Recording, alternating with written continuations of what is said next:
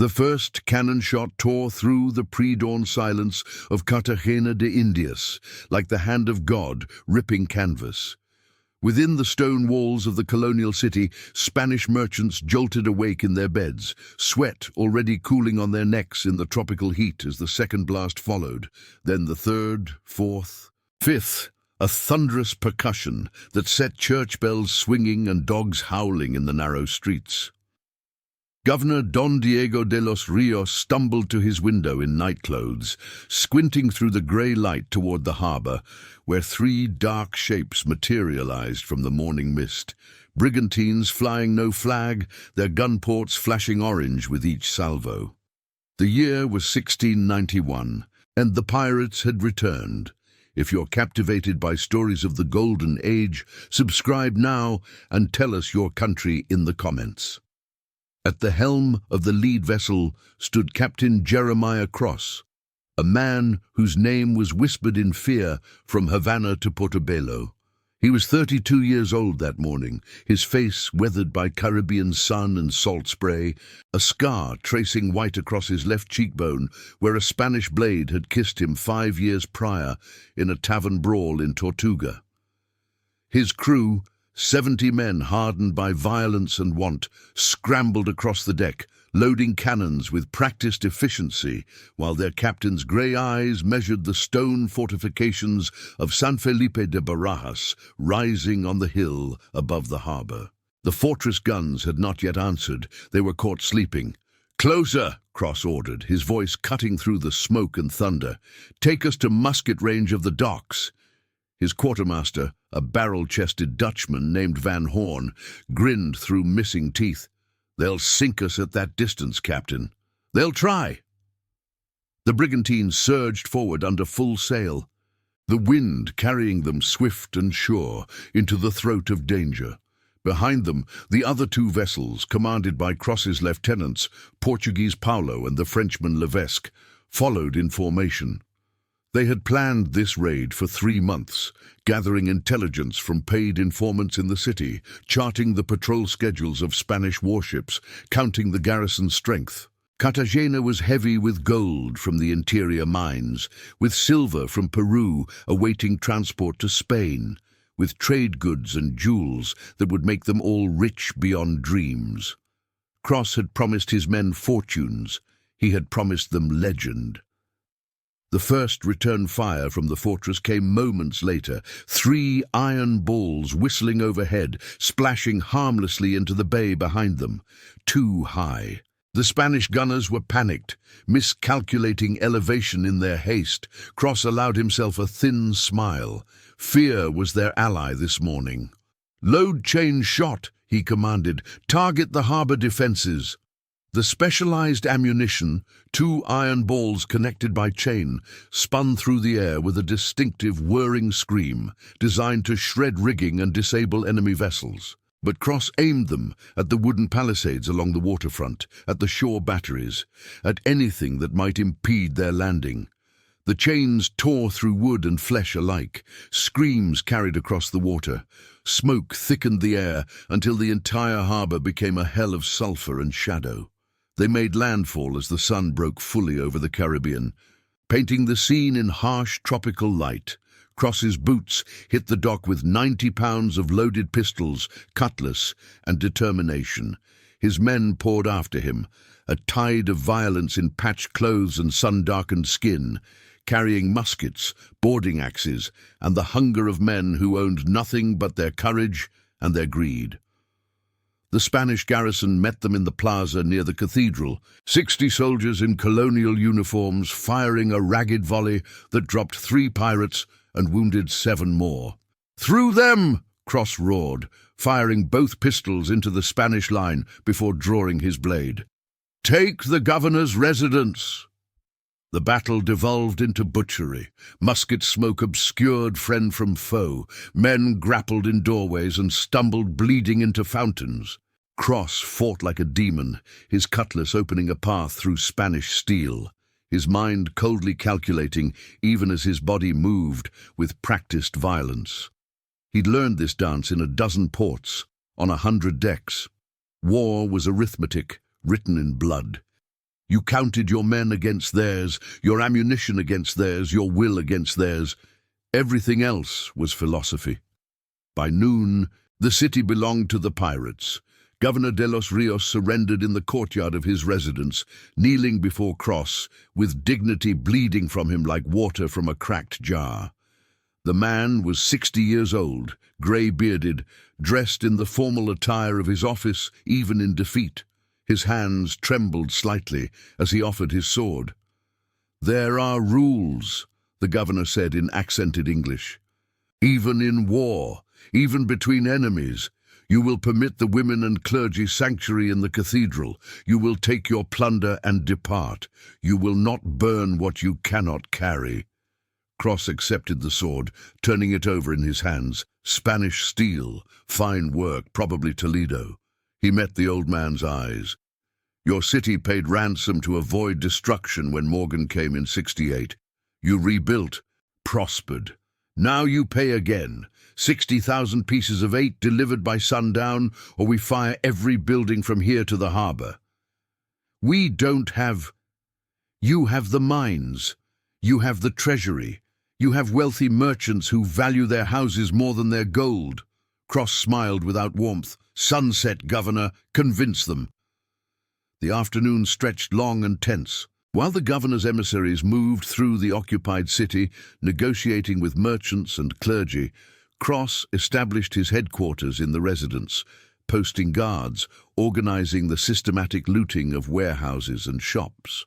His men worked with the efficiency of practice, loading carts with silver bars, bags of emeralds from the Muso mines, bolts of silk, casks of wine, anything of value. Van Horn supervised the operation, keeping the crew focused, preventing the chaos that could turn a successful raid into disaster.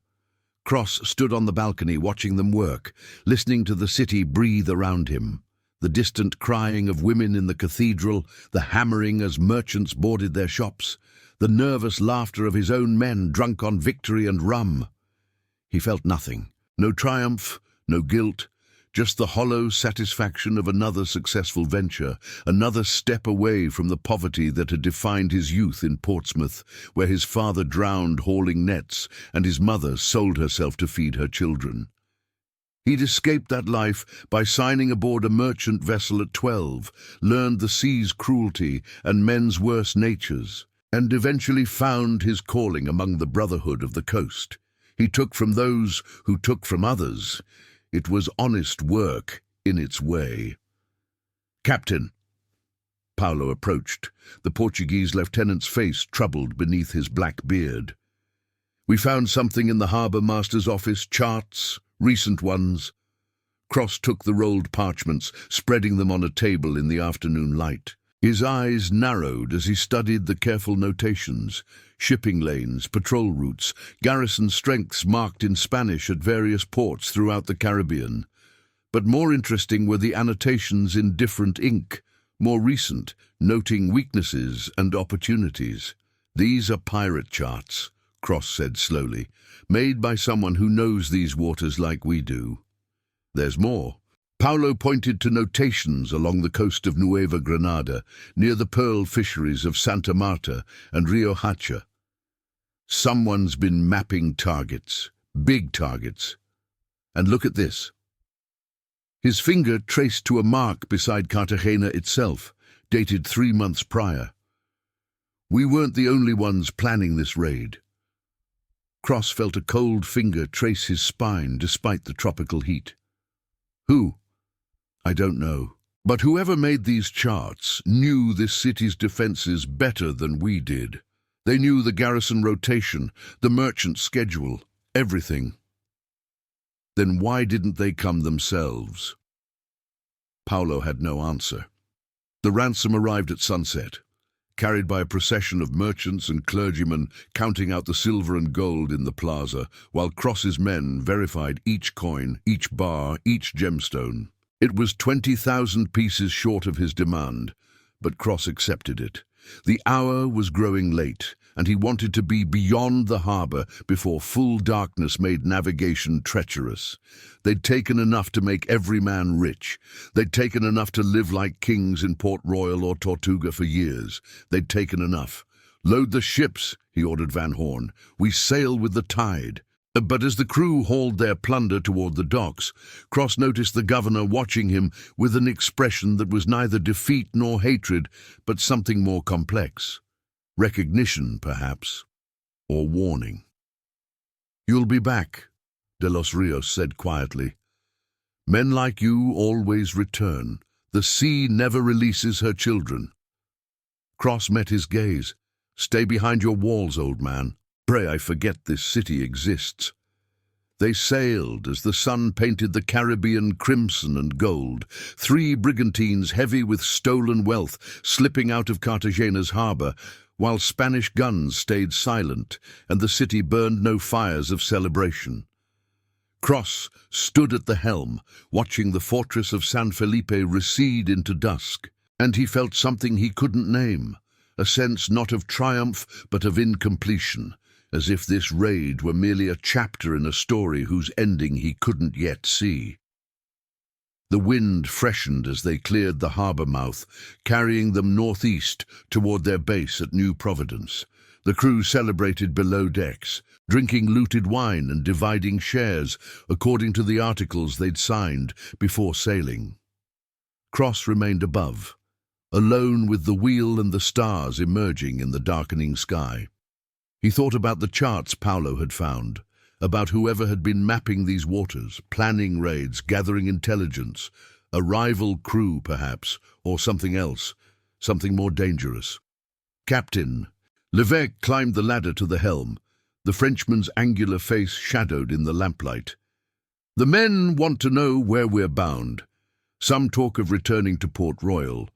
Others say New Providence is too exposed now that the British are making noise about suppressing piracy. We'll decide in council," Cross said. "Tomorrow, when heads are clearer." "There's another matter." Levesque lowered his voice. "Some of the men are talking about those charts, about who might have made them. Van Horn thinks we should investigate, find out if someone's trying to move into our territory." Cross was silent for a long moment, feeling the ship roll beneath him, the wheel alive in his hands. "Tomorrow," he repeated. "Tonight, we sail. Tomorrow, we plan." But tomorrow brought a storm. It struck 2 hours before dawn, a Caribbean tempest that materialized from nowhere, with winds that tore sails and waves that broke over the deck like the fists of angry gods. Cross fought the wheel as his crew scrambled to secure loose cargo and reef the canvas, but the brigantine pitched and rolled in seas that seemed determined to swallow them whole. Through the chaos of rain and spray, he glimpsed his other 2 vessels struggling in the darkness, their masthead lights bobbing like fireflies in a maelstrom. They survived by seamanship and luck, riding out the worst of the storm in the pre-dawn hours before the wind shifted and the seas gradually calmed. But when daylight revealed the damage, Cross felt his jaw tighten. The mainmast was cracked, several cannons had broken loose and damaged the deck, and worst of all, the other 2 vessels were nowhere visible on the empty horizon. "They could have been driven south," Van Horn suggested, scanning the sea with a brass telescope. "Or west toward the coast. Or down," Cross said flatly. "Storm like that, wooden ships are matchsticks." They spent 2 days searching, sailing in expanding circles, but found no sign of the missing vessels. No wreckage, no survivors, nothing but empty Caribbean water under a sun that beat down mercilessly. Finally, with supplies running low and the crew growing nervous, Cross made the decision to make for the nearest safe harbor, not New Providence or Port Royal, but a small settlement on the Venezuelan coast where they could make repairs and gather information. They limped into Puerto Cabello 4 days after the raid, the brigantine riding low with her stolen cargo and damaged mast. The settlement was a rough collection of wooden buildings clustered around a natural harbor, home to fishermen, smugglers, and men who asked few questions. Cross paid for repairs in silver, and set his reduced crew to unloading their plunder into a rented warehouse under armed guard. That night, drinking rum in a tavern that stank of fish and tobacco smoke, he learned the truth about his missing ships. Portuguese Paulo and his crew made port in Maracaibo 2 days ago, a one-eyed sailor told him, accepting coins for the information. Took on water, resupplied, and headed north. Levesque and his vessel haven't been seen. Word is the storm took them down near Los Testigos. And the cargo? Cross asked quietly. The sailor grinned. Paulo still had his share, spending it freely from what I hear. Talking about how he's done with your crew, done with following orders, says he's captain of his own destiny now. Van Horn cursed in Dutch, reaching for his pistol, but Cross put a hand on his arm. Easy. We don't have the men for a war. Not yet. But the betrayal stung deeper than any blade. Paulo had been with him for 3 years, had fought beside him in a dozen actions, had sworn the oaths they all swore.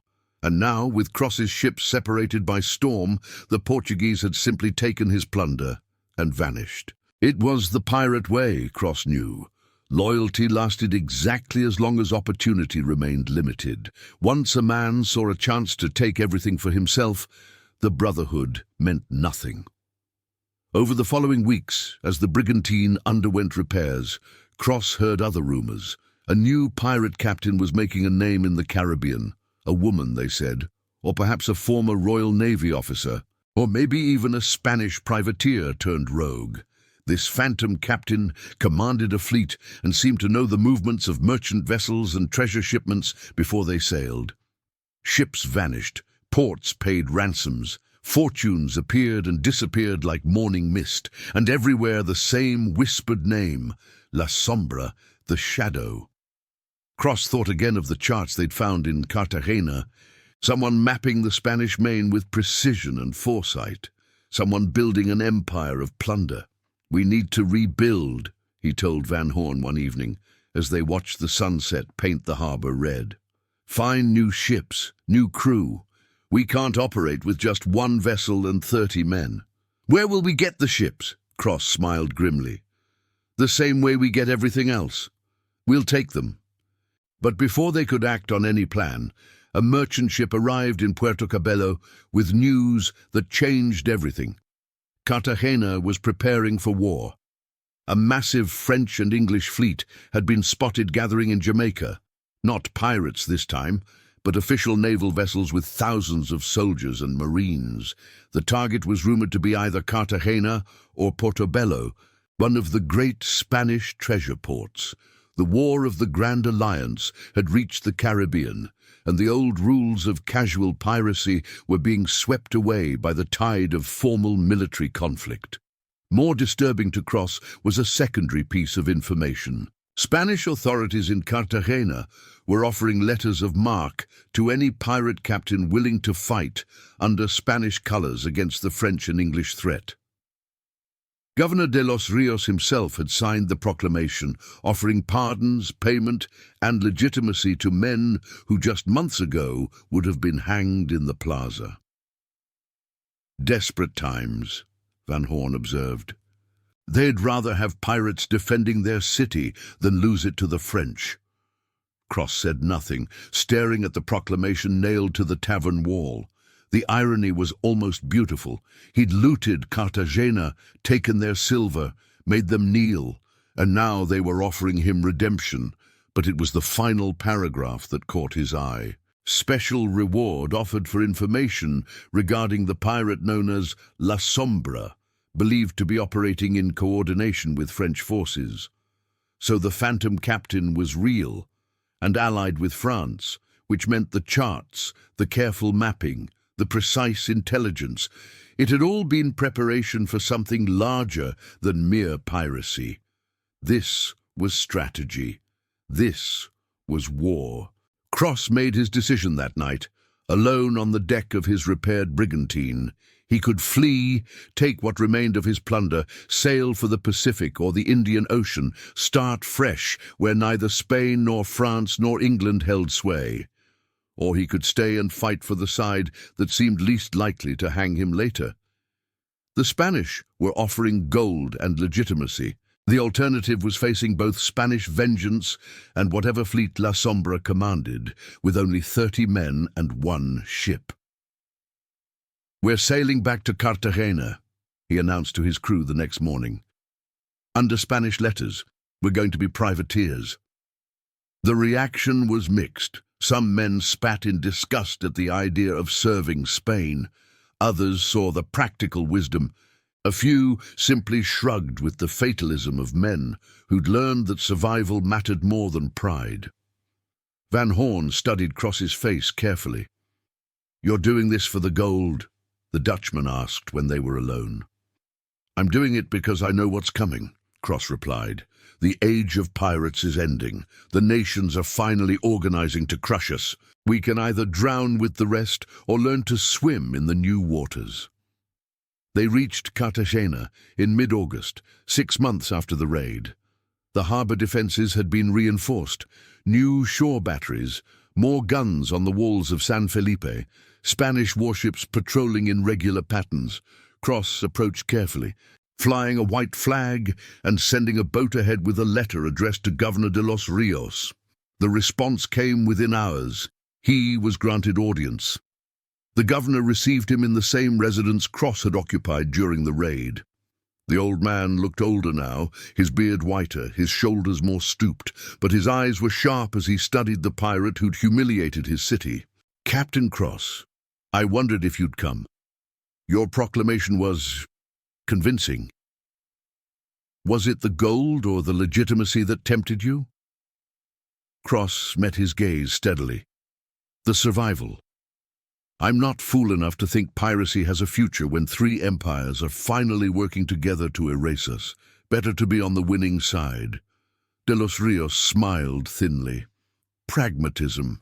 I appreciate honesty, even from a thief."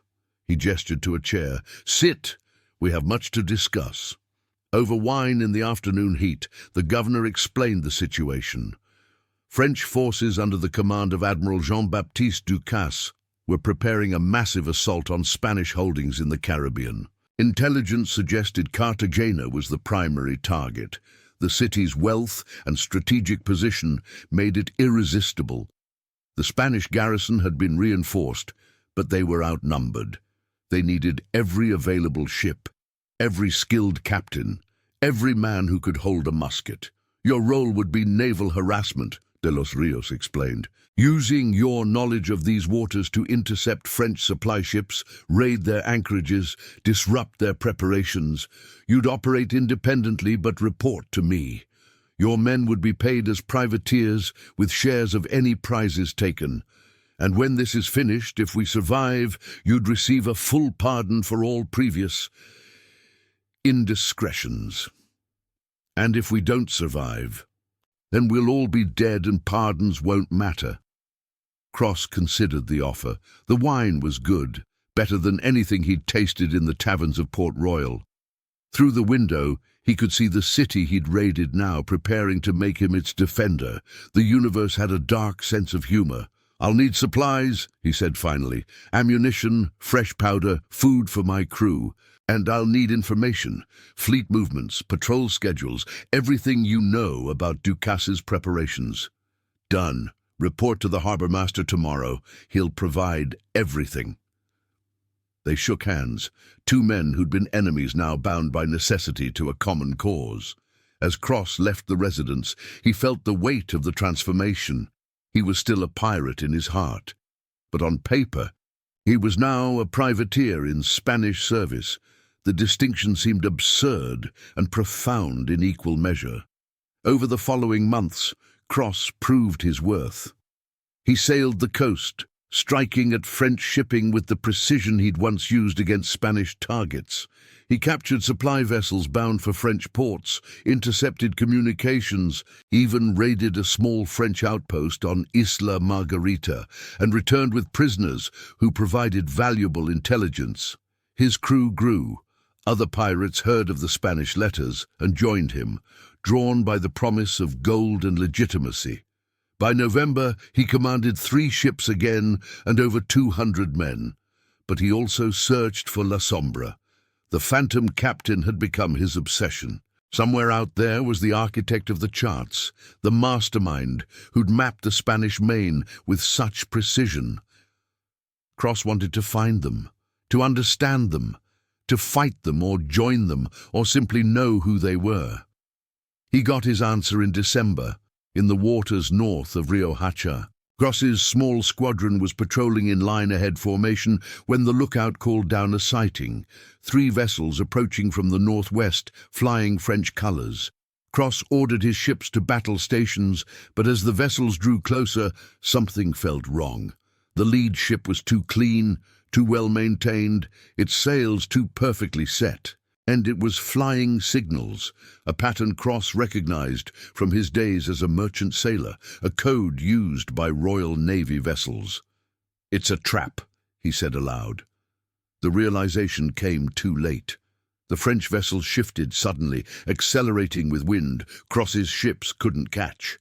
They were being herded toward the coast, toward shallow water where his deeper-keeled brigantines would be at disadvantage. And then, from behind a small island, 2 more vessels emerged, newer, faster, with gun decks that spoke of serious firepower. The battle that followed was swift and brutal. Cross's ships fought well, his gunners accurate and disciplined, but they were outmaneuvered and outgunned. One of his vessels struck her colours within an hour. Another tried to run and was caught by raking fire that dismasted her. Cross's flagship fought on, trading broadsides with the lead enemy vessel at murderously close range, until a lucky French shot struck his powder magazine. Cross remembered the explosion, the world becoming fire and noise and chaos. He remembered being thrown through the air, hitting water that felt like stone, sinking into green silence. He remembered surfacing to see his ship burning, his crew struggling in the water, French boats moving among them taking prisoners. And he remembered being hauled aboard the enemy flagship and meeting, finally, La Sombra. She was not what he expected, neither old nor young, neither beautiful nor plain. She stood on the quarterdeck in the uniform of a French naval officer, her hair tied back severely, her eyes measuring him with the same calculation he'd seen in a mirror countless times. She was perhaps 40, perhaps younger, with sun-weathered skin and hands scarred by rope and blade. "Captain Cross," she said in accented English, "I've wanted to meet you. The feeling's not mutual." She smiled. "I read your work. The Cartagena raid was elegantly executed. Poor strategic vision. You should have burned the city to prevent exactly what's happened, but tactically impressive. You have potential. And you have my ship burning behind you. Yes, a shame. She was well handled, but you made a mistake sailing for the Spanish. They're on the wrong side of history. France is the future. We're building an empire that will make Spain's treasure fleet look like fishing boats. You could have been part of that." Cross tested the ropes binding his wrists. Tight. "Instead, I'm a prisoner. Temporarily. I'm offering you a choice, Captain. Join my fleet, bring your remaining ships and crew over to French service, or spend the rest of the war in a cell in Martinique. I need experienced captains for what's coming. Cartagena is just the beginning. And if I refuse," she shrugged, "prison. Eventually, probably execution. The Spanish are offering substantial bounties for captured privateers." Cross looked at his surviving crew being processed on the deck below, at the wreckage of his ship still burning behind them, at the cold pragmatism in La Sombra's eyes. She was right. She usually was, he suspected. The Spanish were losing this war. France was ascendant. Switching sides again would be the smart play. "No," he heard himself say. She raised an eyebrow. "No? I gave my word to Governor de los Rios. I took Spanish letters. I'll honor them. Even though it will cost you your life?" "Maybe, especially because of that." La Sombra studied him for a long moment, something like respect flickering in her expression. "You're more complex than I thought, Captain Cross. More foolish, too. I don't often misjudge men. First time for everything. She ordered him taken below to a tiny cabin that served as the ship's brig. There, in darkness, relieved only by a small porthole showing endless Caribbean blue, Cross spent the next 3 weeks as her fleet sailed toward Cartagena. He was fed twice daily, allowed exercise on deck under guard, and occasionally questioned by La Sombra herself about Spanish defenses and tactical dispositions. He told her nothing of value. In return, she shared news of the war, Spanish defeats, French victories, the slow tightening of the noose around Cartagena. "You're on the losing side," she told him one evening, standing at his cell door with a wine glass in hand. "Still time to change your mind." "Why do you care?" Cross asked. "You've got a fleet. You've got intelligence. You don't need me."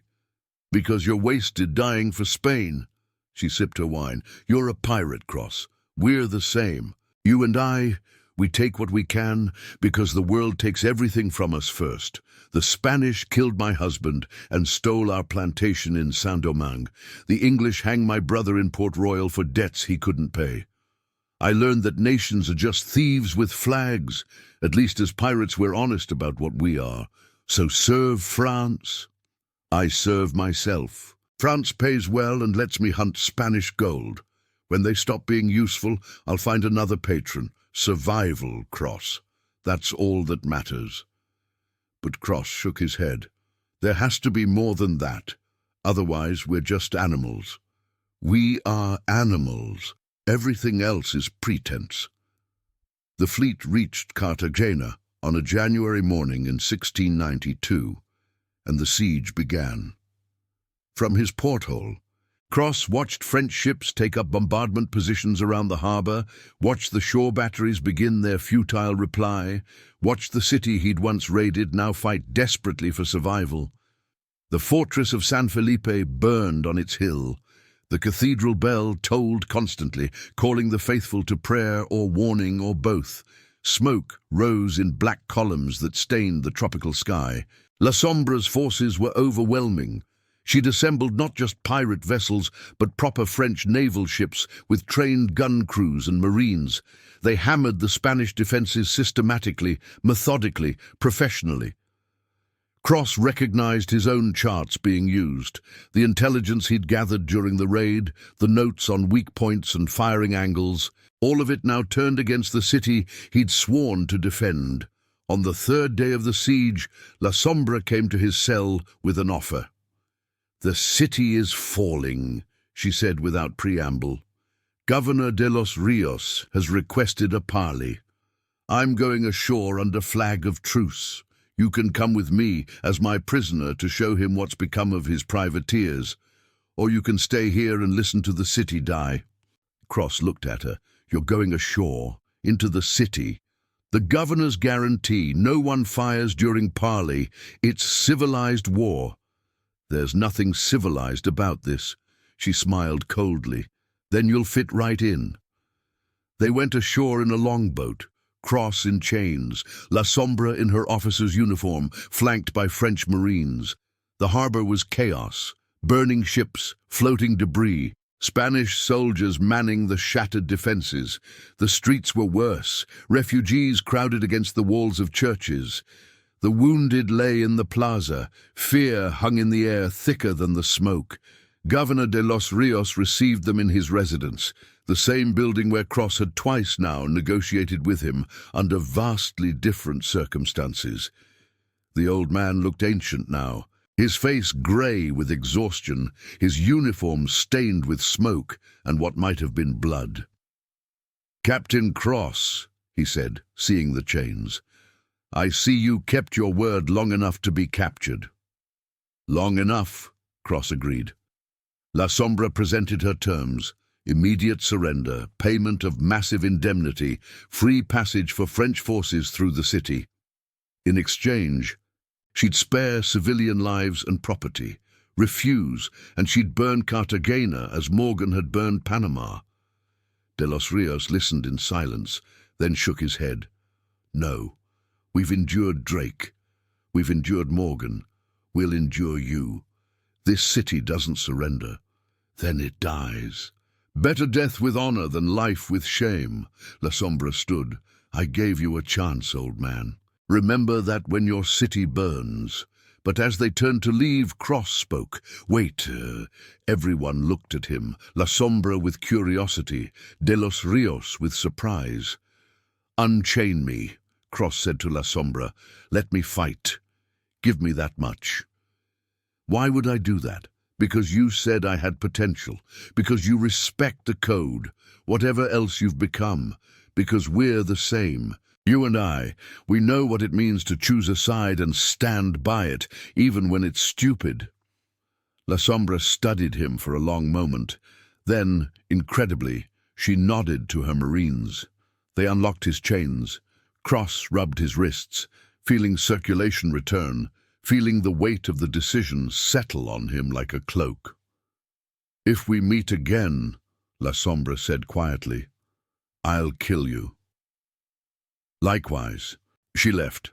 Cross remained, standing before the governor in the ruined residence of a dying city. De los Rios watched him with something like wonder. You're staying? To fight for us? Apparently.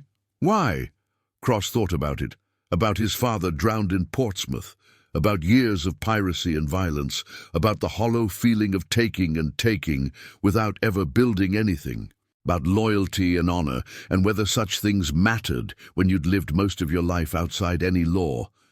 Because I gave you my word, he said finally, and because someone has to defend something, eventually. The final assault came at dawn the next day. French Marines stormed the harbor defenses while ships bombarded the walls. Cross fought from the ramparts of San Felipe, leading a ragtag group of Spanish soldiers and remaining privateers in desperate defense of the fortress. The battle lasted 6 hours. 6 hours of smoke and blood and screaming, of cannons fired until the barrels glowed red, of hand-to-hand fighting in the fortress corridors as French forces breached the outer walls. Cross was everywhere, loading guns, rallying defenders, personally leading counterattacks with sword and pistol. He fought with the fury of a man who'd finally found something worth dying for, even if he couldn't quite name what it was. Honor, perhaps, or redemption, or simply the human need to stand against the tide rather than drift with it forever. The French reached the fortress courtyard in mid-morning. Cross met them there, sword in hand, surrounded by Spanish soldiers who'd chosen to fight beside a pirate turned privateer, turned something else entirely. La Sombra was there, leading her marines personally, her sword as quick and skilled as his own. They fought face to face in the chaos, two pirates who'd chosen different paths meeting at the end of everything. Her blade opened his shoulder, his cut across her cheek. Around them men died and the fortress burned, and the city beyond waited to learn its fate. Last chance, she gasped between strikes. Surrender. Join me. We'll take the Pacific together. Can't, Cross replied, parrying a thrust. Made a promise. To an old man and a doomed city? To myself. She came at him with renewed fury, and for a moment Cross thought she might actually win. Her blade found openings he couldn't quite close, her skill matching his own. But then a Spanish cannon, fired at point-blank range into the mass of French Marines, swept through the courtyard with chain shot. La Sombra stumbled, blood spreading across her uniform. Cross caught her as she fell. Stupid, she whispered. Both of us, dying for nothing. Not nothing, Cross said. We chose. That's something. She died there in his arms, her eyes losing focus, her breath stopping as the battle raged around them. Cross stood, lifting her sword, feeling its weight. Then he turned back to the fight. The French broke an hour later, without La Sombra to lead them, facing resistance that wouldn't yield. They fell back to their ships and withdrew. The siege ended not with a great victory, but with exhaustion on both sides. Cartagena stood, barely, damaged, burned, filled with dead, but standing. Cross survived another 3 weeks. The shoulder wound La Sombra had given him festered despite the physician's efforts. Fever took him slowly. burning him from the inside, while the city around him began the long process of recovery. He died in a bed in the residence, Governor de los Rios at his side. "You saved us," the old man said. "A pirate who looted our city returned to defend it. God works in mysterious ways." Cross managed a weak laugh. "Not God, just stubbornness. Never knew when to run. Is there anything you want? Last wishes?" Cross thought for a moment, his mind drifting through fever dreams. "Bury me at sea. Not here. The sea's where I belong." They honored his request. His body was taken aboard a small sloop and committed to the Caribbean waters off the harbor mouth, wrapped in sailcloth and weighted with chain. But before they slid him into the blue, Governor de los Rios placed something in the shroud, La Sombra's sword, recovered from the fortress courtyard, still stained with blood from the last battle. "Two pirates," the governor said, watching the shroud sink into the depths. "Both dying for causes they barely believed in, both finding something like honor at the end. May God grant them peace." Years later, the story became legend in Cartagena. They spoke of the pirate who raided the city and then died defending it, of Captain Cross, who chose loyalty over survival and found redemption in the choice. Fishermen claimed his ghost walked the ramparts of San Felipe on storm-tossed nights. Children heard tales of his battles and dreamed of being pirates themselves, not understanding the blood and guilt and emptiness that such a life entailed. In the plaza near the cathedral, they placed a small brass plaque marking the siege of 1692. Among the names of Spanish defenders was one that seemed out of place.